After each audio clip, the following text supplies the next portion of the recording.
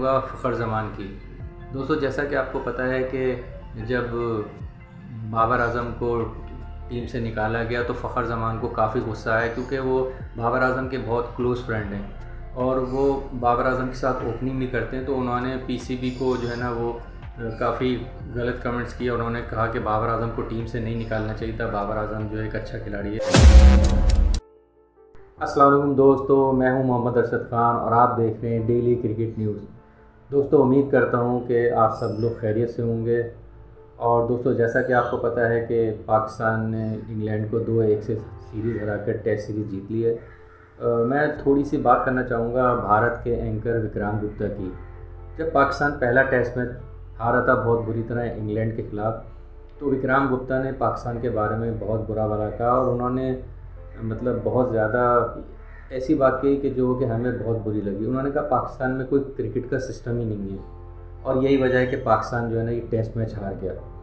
उसके बाद आप अल्लाह का करना देखें कि पाकिस्तान ने जो है ना इंग्लैंड को दूसरा टेस्ट हराया, तीसरा टेस्ट हराया और पाकिस्तान 3.5 साल बाद जो है ना बहुत अच्छे बाद पाकिस्तान जो है टेस्ट सीरीज़ जीत गया। और उसी दौरान दोस्तों न्यूजीलैंड की टीम का भारत का दौरा था और न्यूजीलैंड ने पहला टेस्ट मैच भारत को हराया और 36 साल बाद न्यूजीलैंड की टीम भारत के होम ग्राउंड में जीती और उसके बाद दूसरा टेस्ट मैच भी जीत गया। और इस तरह न्यूजीलैंड की टीम अभी तक 2-0 से सीरीज़ में ऊपर जा रही है और वो जीत चुकी है। उसके बाद विक्रांत गुप्ता की बात मुझे बहुत अच्छी लगी। उन्होंने पहले तो पाकिस्तान को बहुत बुरा भला कहा था, लेकिन फिर उन्होंने खुद इस चीज़ का एतराफ़ किया कि नहीं, पाकिस्तान में सिस्टम सही है और मेरी गलती थी, मैंने पाकिस्तान के बारे में गलत बात कही। तो ऐसे बहुत कम लोग होते हैं जो इतनी बड़ी चैनल चला रहे हैं और इतने बड़े एंकर हैं और वो ये चीज़ एक्सेप्ट करें। तो हमें विक्रांत गुप्ता की बात ये बहुत अच्छी लगी। उसके अलावा दोस्तों, भारत जब से 2-0 से न्यूजीलैंड से सीरीज़ हारा है तो भारत के जितने बड़े बड़े लेजेंड प्लेयर्स हैं उसके और क्रिकेटर हैं और एंकर हैं विक्रांत गुप्ता, सुनील गावस्कर ने ये कह दिया कि पाकिस्तान ने गोरों को अपने ही मुल्क में दफन कर दिया और न्यूजीलैंड की टीम जो जिनको गोरा कहा जाता है, उन गोरों ने भारत को भारत में दफन कर दिया।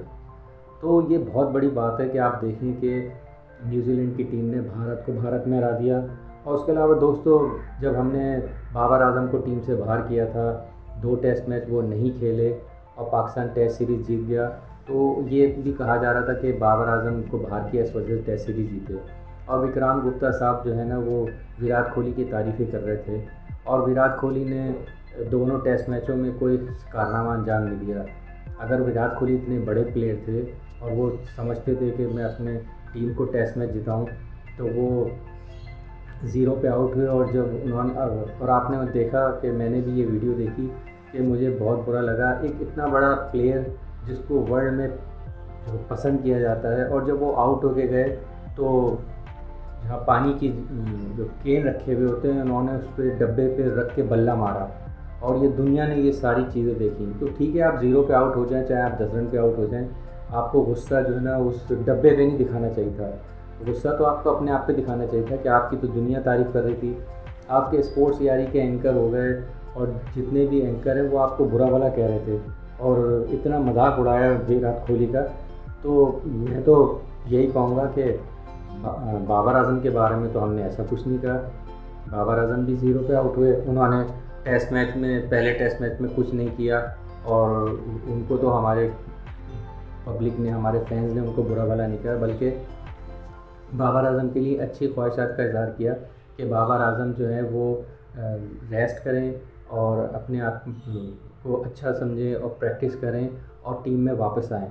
और आप देखें कि बाबर आज़म नहीं था, उसके बावजूद हम टेस्ट सीरीज़ जो है ना 2-1 से जीत गए और इसका क्रेडिट सारा हमारा जो है ना वो दोनों स्पिनर साजिद खान और नुमान अली पे जाता है कि जिन्होंने 2 टेस्ट मैचों में 39 विकेटें हासिल करी। दोस्तों, 39 विकेटें हासिल करी।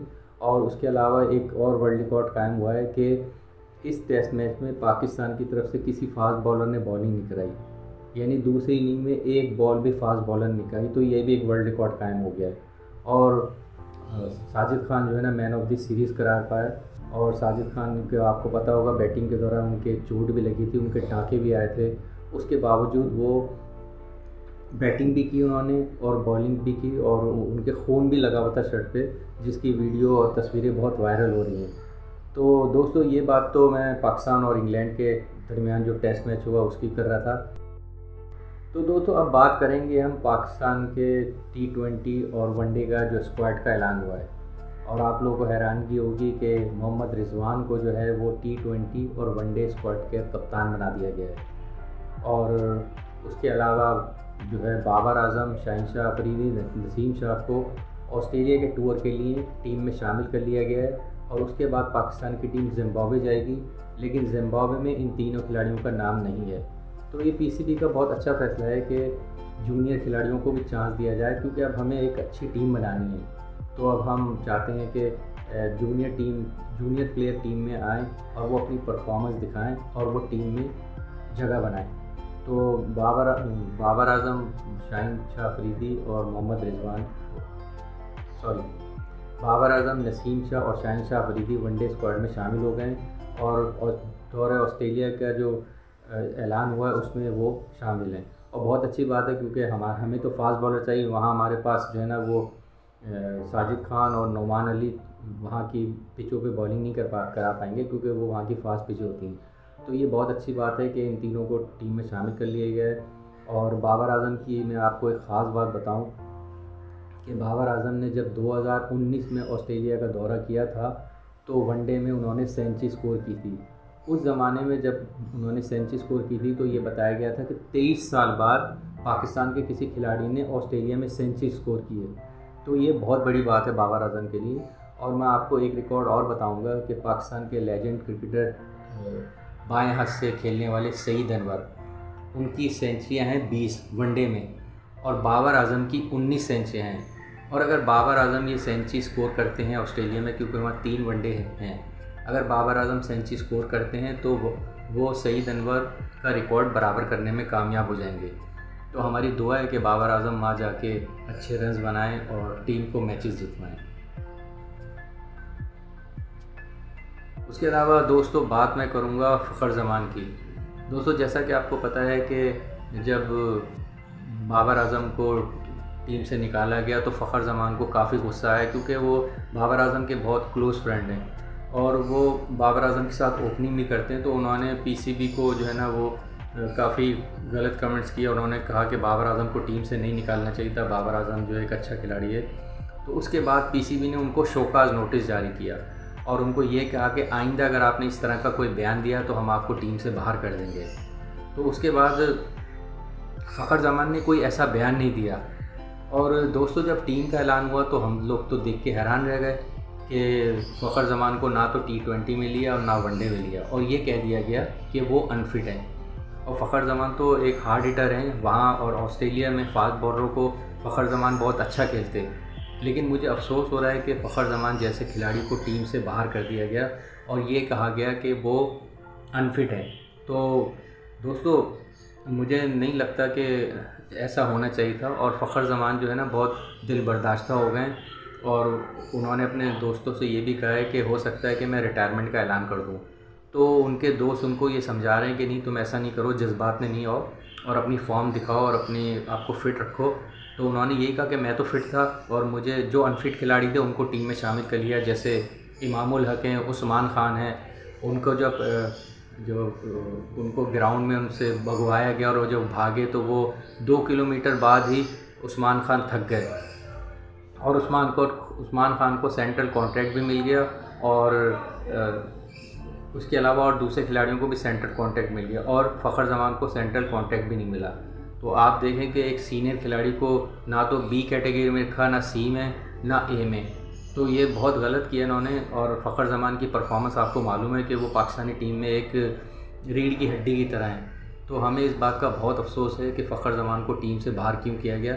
और अब पाकिस्तान की टीम दौरे ऑस्ट्रेलिया और जिम्बाब्वे में जब जाएगी तो उसमें फ़खर ज़मान शामिल नहीं होंगे।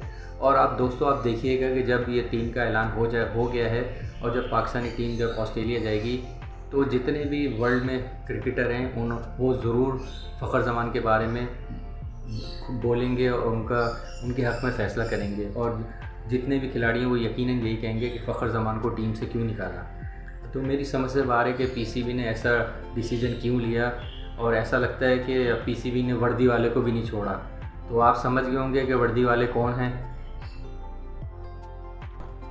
तो दोस्तों आइए मैं आपको बताता हूं कि जब फ़खर ज़मान को ग्राउंड में लाया गया और उनसे कहा गया कि आप 3 या 4 ग्राउंड के चक्कर लगाएं, और फ़खर ज़मान ने कितने चक्कर लगाए और वो कितना सेकंड लेट हुए। उसके बाद इमामुल हक, उस्मान खान और जितने भी खिलाड़ी थे जिनका फ़िटनेस का उन्होंने पीसीबी ने डिसीजन लिया। तो दोस्तों आइए मैं आपको बताता हूँ। फ़खर ज़मान का दिल टूट गया, रिटायरमेंट पर गौर। सिलेक्टर के रवैये ने फ़खर ज़मान का दिल तोड़ दिया। करीबी ज़राए के मुताबिक वो रिटायरमेंट पर भी गौर कर रहे हैं। दूसरी जानिब ज़राए के मुताबिक जारहाना बैटर को जनवरी में एक बार फिर फिटनेस टेस्ट देने का कहा गया। उस हवाले से भी दोहरे मेयार सामने आ गए। उस्मान खान 2 किलोमीटर दौड़कर तीसरे राउंड में ही रुक गए थे, मगर न सिर्फ मुआहदा मिला बल्कि स्क्वाड का भी हिस्सा बन गए। तफसीलात के मुताबिक पीसीबी की सिलेक्शन कमेटी ने गुज़िश्ता रोज़ सेंट्रल कॉन्ट्रैक्ट याफ्ता क्रिकेटर्स की जो फहरिस्त जारी की, उसमें फ़खर ज़मान का नाम शामिल नहीं है। गुज़िश्ता बरस उन्हें भी कैटेगरी में रखा गया था। दौरे ऑस्ट्रेलिया और जिम्बाब्वे के स्क्वाड में भी फ़खर ज़मान मौजूद नहीं हैं। गुज़िश्ता दिनों उन्हें फ़िटनेस टेस्ट के लिए मदऊ किया गया था, लेकिन वो 8 मिनट में 2 किलोमीटर दौड़ मुकम्मल ना कर पाए। उनके घुटने में कोई मसला है, लेकिन वो मैच फिट हैं। इस टेस्ट को बुनियाद बनाकर उन्हें ड्रॉप कर दिया गया। करीबी दोस्तों ने उन्हें समझाया कि जज्बाती होकर कोई कदम ना उठाएं, अभी वो मज़ीद कई बरस पाकिस्तान की नुमाइंदगी कर सकते हैं। दूसरी जानिब ज़राए ने बताया कि इमामुल हक ने 8 मिनट 11 सेकंड जबकि कामरान गुलाम ने 8 मिनट 22 सेकंड में दौड़ मुकम्मल की, लेकिन इमाम बाहर और कामरान को कॉन्ट्रैक्ट से नवाज दिया गया। इसी तरह रवा माही उस्मान खान 2 किलोमीटर दौड़ के तीसरे राउंड में ही रुक गए थे, लेकिन वो न सिर्फ ज़ेर मुआहदा क्रिकेटर्स में शामिल हैं बल्कि उन्हें ऑस्ट्रेलिया और जिम्बाब्वे के टूर्स की टीमों में भी शामिल कर लिया गया। नसीम शाह को हारिस रऊफ सी से कम विकेटों के बावजूद ही कैटेगरी में रखा गया।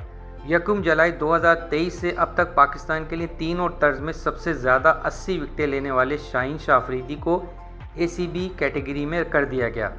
दूसरी जानिब बाबर आजम को तवील अरसे से आउट ऑफ फॉर्म होने के बावजूद ए में ही रखा गया है। उसके अलावा दोस्तों मैं आपको बताता हूं कि दौरे जिम्बाब्वे और ऑस्ट्रेलिया के लिए कौन कौन से खिलाड़ियों को शामिल किया है। तो पाकिस्तान ने T20 और वनडे की टीम अलग अलग बनाई है। कौमी टीम के वनडे स्क्वाड में कप्तान मोहम्मद रिजवान, नायब कप्तान सलमान अली आगा, आमिर जमाल, अब्दुल्ला शफीक, इरफात मिन्हास, बाबर आजम, फैसल अकरम, हारिस रऊफ, हसीबुल्ला खान, कामरान गुलाम, मोहम्मद हसनैन, इरफान खान, नसीम शाह, साइम अयूब और शाहीन शाह अफरीदी शामिल हैं।